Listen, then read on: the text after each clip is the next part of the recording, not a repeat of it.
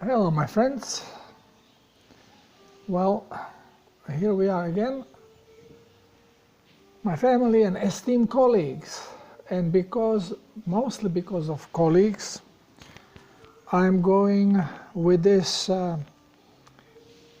dual type of videos where first I show what we are being told in a medical school and what the doctors know about problems, health issues, and then dissecting them, pointing to errors, and explaining the truth, why these problems occur. So, I was asked to talk about endometritis and endometriosis. Well, what is endometritis or endometritis? It is inflammation of endometrium. Endometrium is lining, basically, of uterus. So, inner lining. So, as soon as it has itis on it, it's inflammation. Now, when we know that metritis is inflammation of endometrium, then whoever follows my protocol immediately gets the picture, why it's there. But not doctors. And because not of doctors, then people that are not familiar with my work knows exactly what the science is telling us. The corrupt science, of course.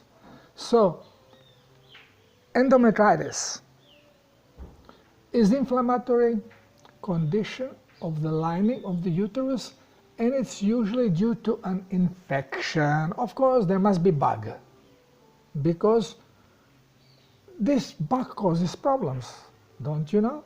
I mean, Pasteur, the fraudster, got Nobel Prize on it. Okay, so it's usually not life-threatening, but it causes irritation and pain. And generally is treated by doctors with antibiotics, because it's a bug, of course.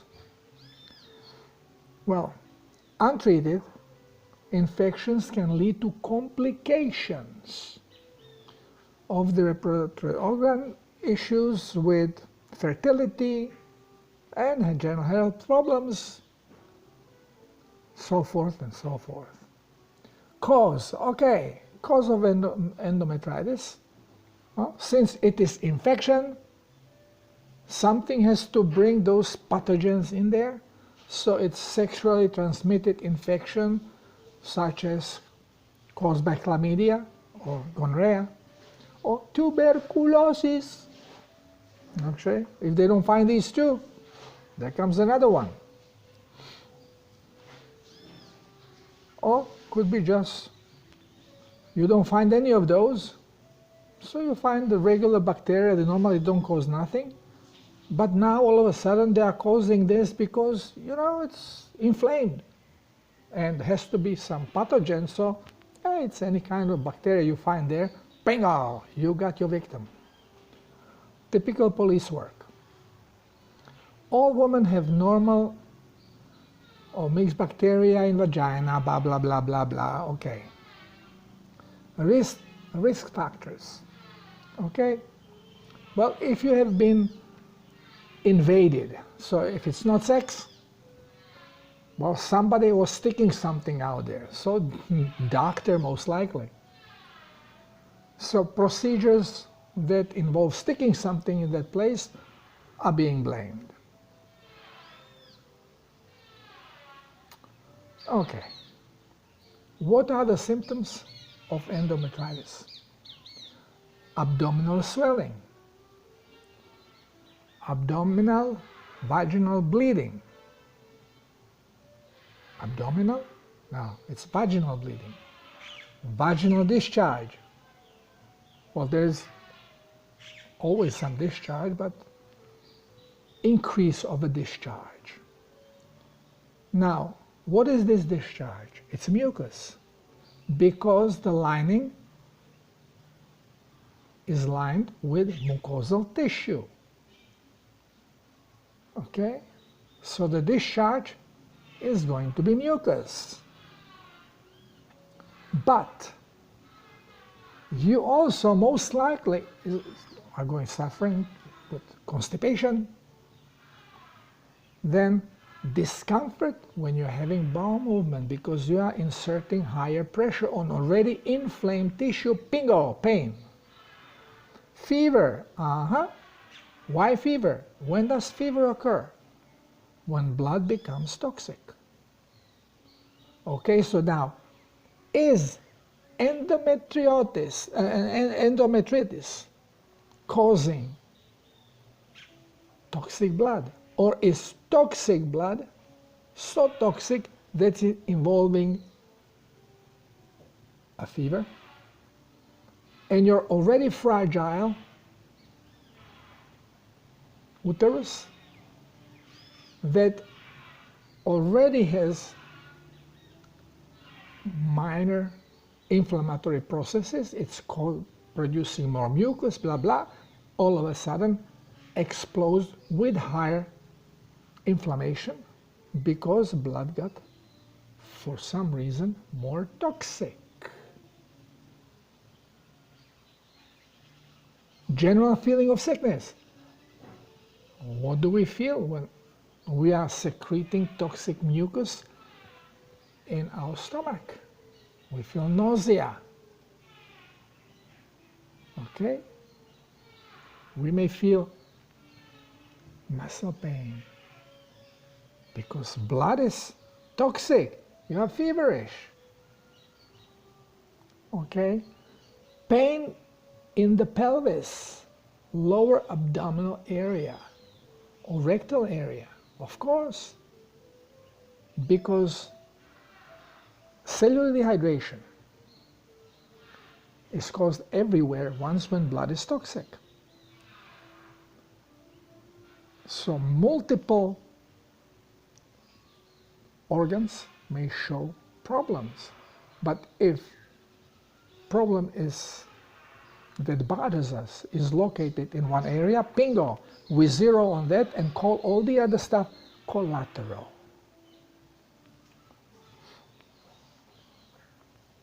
How's endometritis diagnosed? You may bleed more. Okay, let's see. Oh, you take samples. You scrub. You are scrubbing already irritated and inflamed organ. What the heck do you think is going to happen after that? Just to see if there is any bacteria. Well, if there is any bacteria, you are going to find it in the discharge. You don't have to scrub. But no, we make more money if we scrub. Removing small amount of tissue. Let's go there. Let's start cutting up. Okay, what do we see? Well, if you cut piece of endometrium and you put it under the microscope, you are going to see enlarged and more prevalent mucosal cells, cells that produce mucus. And then we say, okay, we have more of these cells. Okay, this is, we have diagnosed it as endometritis. Same thing what was happening, if you remember, with, if you have listened to the video about digestive problems, when doctors claim that intestinal mucus tissue starts growing in the stomach, and it can then start even growing further in esophagus, even in the mouth. Okay? Well, of course, when you are producing more mucus, you are going to, your tissue shifts and it starts morphing cells under influence of your genetics. Your genes are following what is happening, the toxicity, and give a cell information of how to behave to ease the problem, to help the body. There is high toxicity, the toxins have to go out, so body starts creating more of mucosal cells that are going to be producing more mucus. More mucus comes out, well, all of a sudden you have increase of discharge. Ah, you have increase of discharge because bacteria are growing. Schmucks. Yeah, you may get more bacteria because discharge has toxic element that bacteria will feed on. But bacteria is a secondary effect. It's not going to be there if you don't have the discharge in the first place. Okay. Okay. Potential complications of endometriosis. Infertility, yeah, because the tissue, the mucosal tissue, okay, that is increasing, it's thickening the endometrium. And here, right away, when we go in this thickening of the endometrium, we are going into endometriosis. So from endometritis, we are going into endometriosis, which is thickening, or they say spreading, of the endometrial tissue into other parts where normally we don't see this kind of mucus-producing cells, which could be in your ovaries,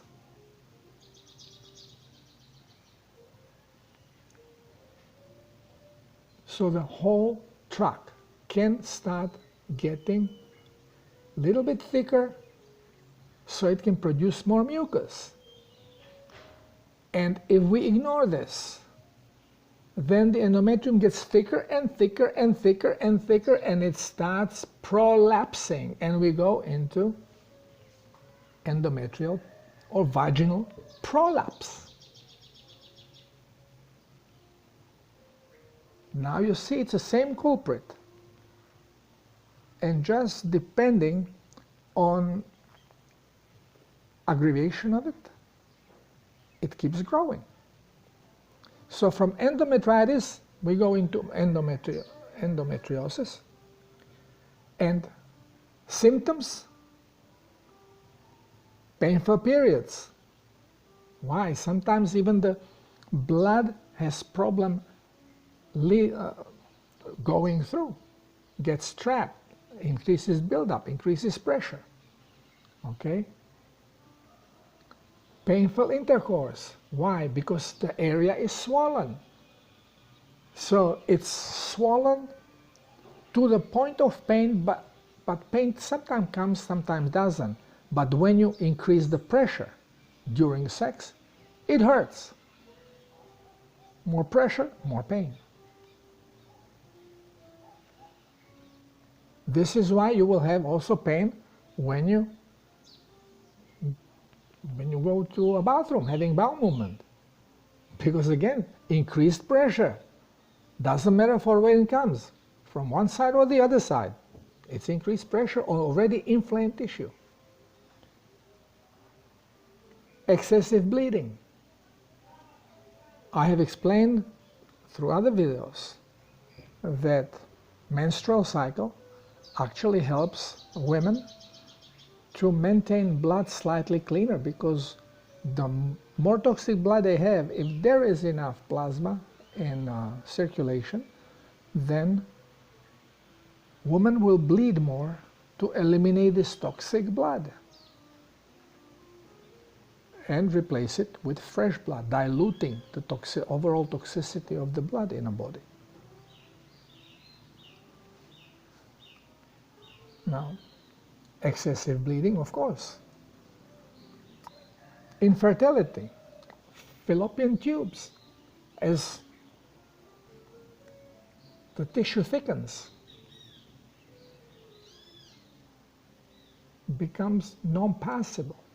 The passage closes, it cannot go through. Even blood cannot go through during menstruation. So it can back up, increasing overall pressure, causing pain. Of course, because of this, excessive pain and infertility. Oh, other signs and symptoms, okay, that are often followed with endometriosis. You may experience fatigue, diarrhea, constipation, nausea, bloating, nausea.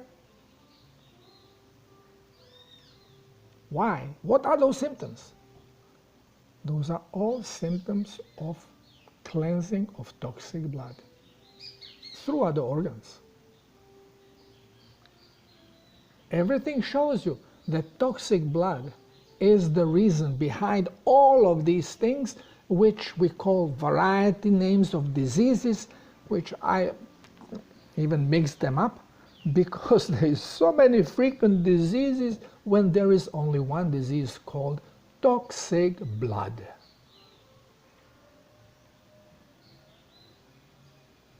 Okay, when to see doctor?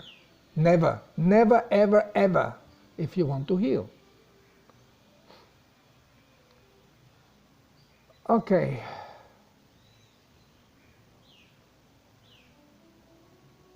Now, causes. What causes endometriosis? Retrograde menstruation. Okay, I just explained that the blood can actually not be able to pass out, so kind of flows through the ducts deeper and deeper towards ovaries and causes pain. And they say this causes problem. No, problem caused this. Okay, transformation of peritoneal cells. Here we are, transformation of peritoneal cells.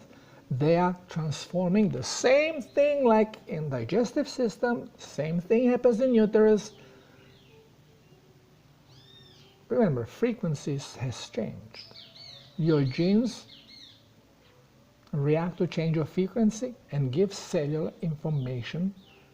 What cell has to do to help the situation inside of the toxic body? And you have more and more of mucosal cells growing and being bigger and thicker, producing more and more mucus to help with the cleansing process. And because of this, now you are going to be producing also more mucus.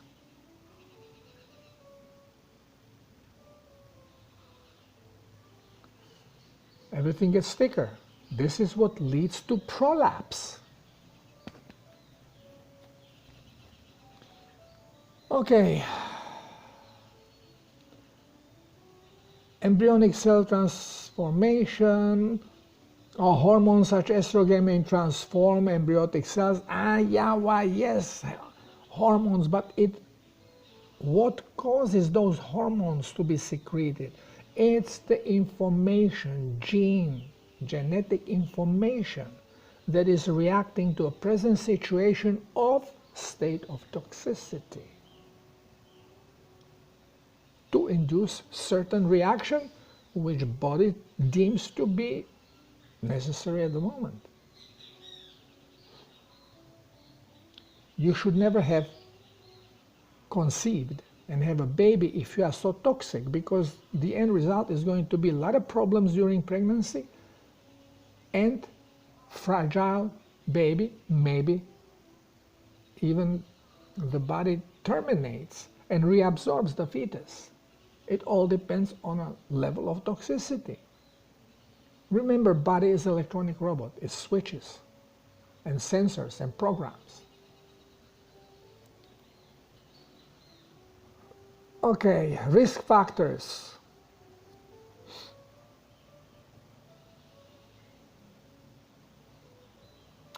Okay, several factors place you at greater risk of developing endometriosis, such as never giving birth. Yes, schmucks. Never giving birth is going to give.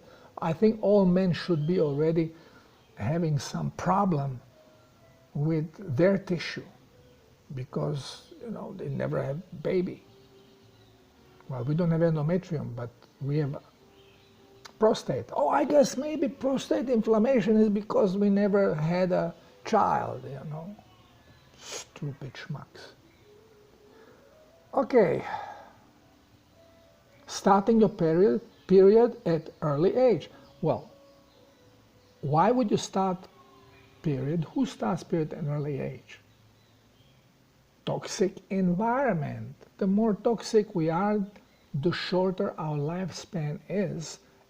And lifespan is related to the puberty. So,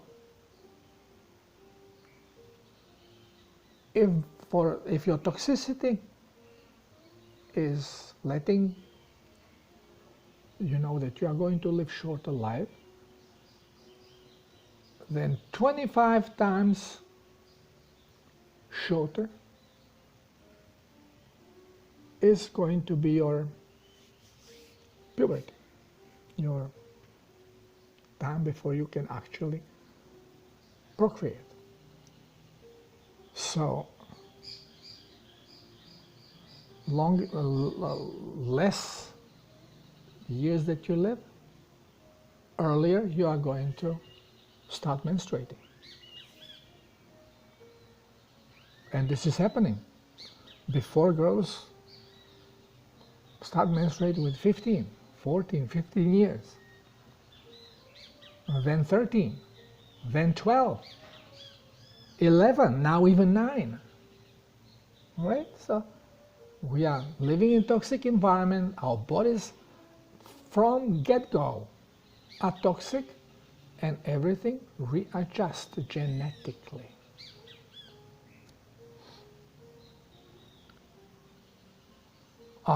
Going through menopause at older age has absolutely nothing to do with this. Short menstrual cycle. Well, you are low on plasma, you're going to have shorter cycle and lose actually menstruation. You can be 26 years old. I've seen it. Lost menstruation because it's highly dehydrated. There's no water. There's no plasma.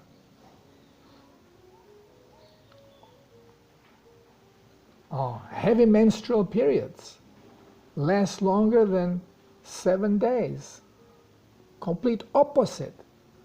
So it could be one or the other if they are causing this problem. But because it's causing none, it can be anything. This is all these risk factors. It's all pure baloney based on statistics and observation and not understanding the science behind it.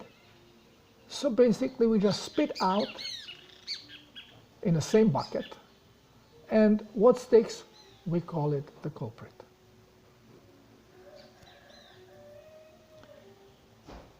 Having higher levels of estrogen, again, hormones will be secreted according to the information that comes from your genetic system.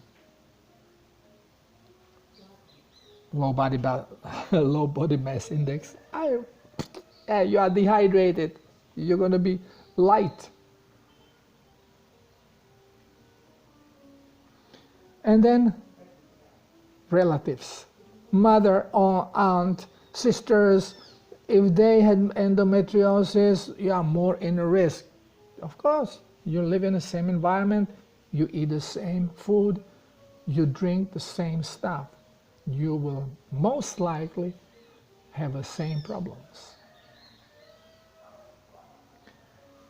Okay, my friends, so endometritis, inflammation of endometrium, and okay, here you can see I try to enlarge it. Okay, so you see the tissue, you see these here, these are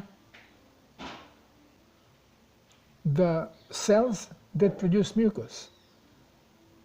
And when there's a problem with toxic blood, now these cells start growing also here. You start producing mucus here. This whole thing starts thickening. And as it thickens, it's making this orifice, this opening here, it makes it smaller and smaller until not even blood or mucus can flow anymore. This basically becomes closed. And during menstruation, when blood is being secreted and flushed through, it cannot pass, it builds up, creates more pressure, creates more pain. Okay, so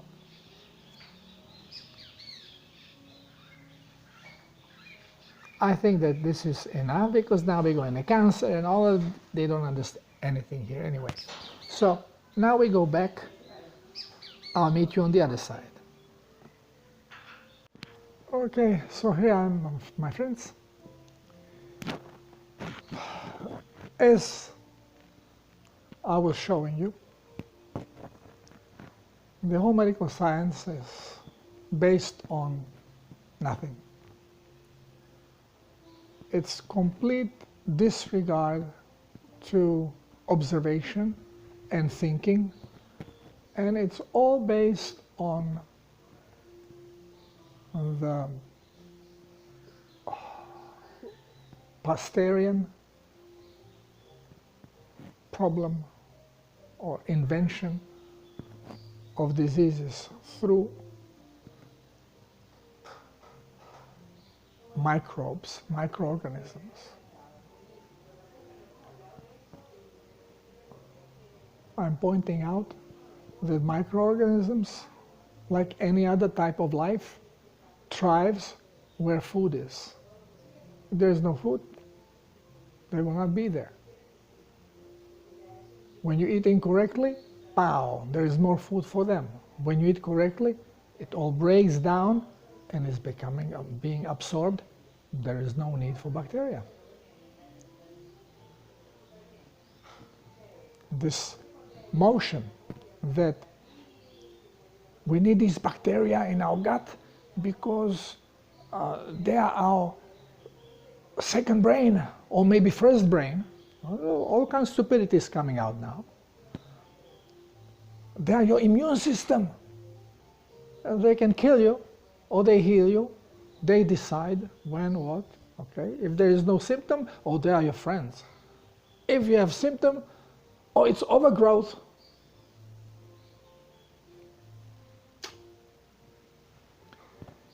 Okay, so I think that this is very obvious, and this is why, now last few videos, if we are talking about disease, then I show you directly the scientific explanation, because now your brains are already being trained to smell lies. And your synaptic connections has shifted. And you are going to be understanding better and better, deeper and deeper, how everything we are being told is a pure nonsense. Here we are talking about health directly, but if chemists start to go deeper, if physicists start to go deeper, you will find exactly the same fake information. Because deep down we are going into quantum field of energy, an expression of the energy.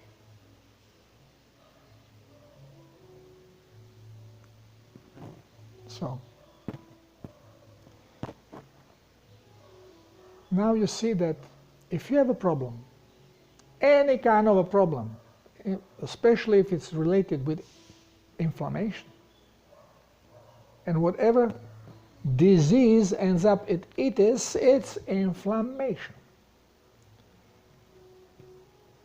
The only things that you should be doing is hydrating with plasma so the body can cleanse. But because it has to go after blood is being cleansed, again, yes, you are eliminating the culprit, but you already have damaged tissue. You already have toxic load that is in variety places on your body. If it's in the blood and lymph, that's easy. In 3 weeks it's going to be out. But then it's also dislodged and stuck away or bound to subcutaneous tissue, crystallized in some cases. It all depends on the toxin. It could be in your auric field, because toxin is also frequency. It may not be vibrating with vibration that is interpreted by your system as light, so you cannot see it. But heck, you can feel it. You know it's there. Can't sleep. Images come. Stuff is haunting you. This cannot be found under microscope. We are talking about energies which have not been manifested through light. Pain. No matter what you do, you can close your eyes, you can do whatever you want, you will never see pain. For spirit or soul, they don't understand pain. You have to be manifesting through sensory organs to manifest pain. Same with love, hate, no, emotions. And once when this energy is, this frequency is created, it lingers. It lingers in your body, in your aura. It can even be in space. It can be transmitted from someone to you, if you allow it. Again, it's agreement. And allowance, agreement, and frequencies. Soon I'm going to make a video how we can train ourselves through intent, recognizing our own problem. We don't need any expensive instrument. You ask and you receive. You can simply ask, do I have endometritis? And you get answer. Now the thing is that you may not hear the answer, you may not be aware of the answer. Answer is given to you. Well, I was talking about how we can communicate with our spirit, our soul. And they always listen. You don't even have to say it. You put a thought out and they receive it. It's called telepathy. They send it back, but you don't receive it because there is a separation. There is a disconnect. Your spirit, your consciousness of your reality is way more interested in its reality than it is in listening to soul, to the Creator. So ignores it. But the Creator can communicate with you. And how it can do it? Bypassing the spirit. By directly acting on your body. And you get a message. It's a saddle. So you use equipment to help you with this. Dowsing, kinesiology, pendulum.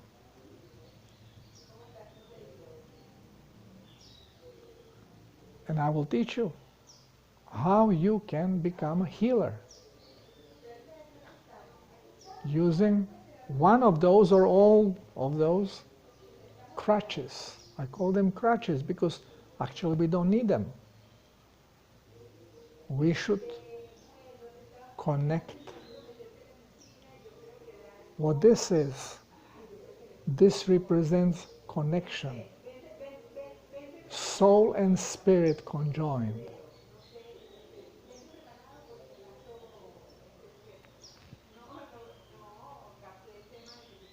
But until we get there, we can use crutches.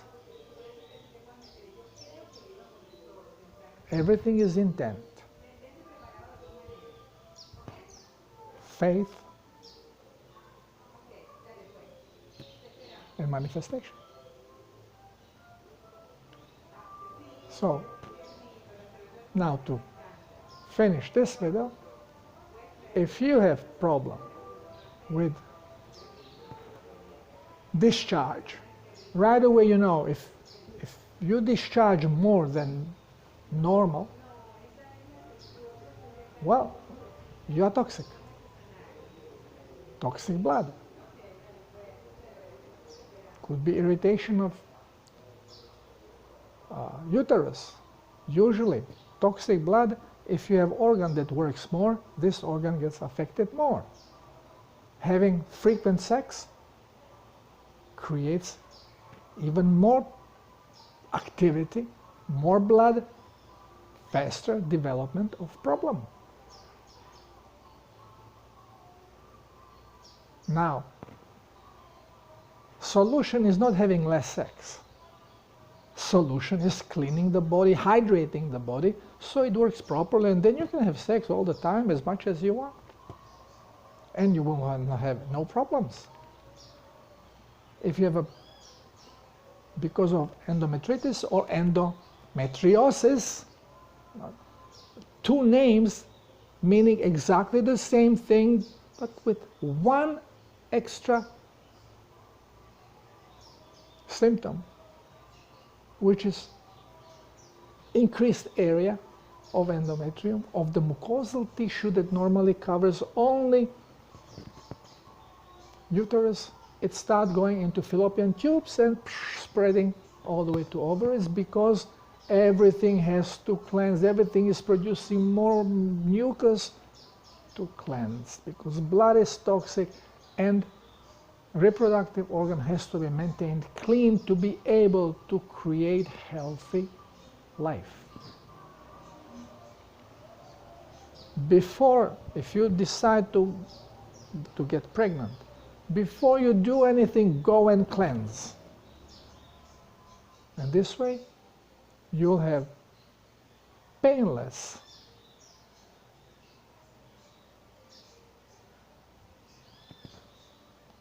birthing, painless pregnancy, and healthy baby. Thank you for being here. Thank you for listening. Thank you for learning.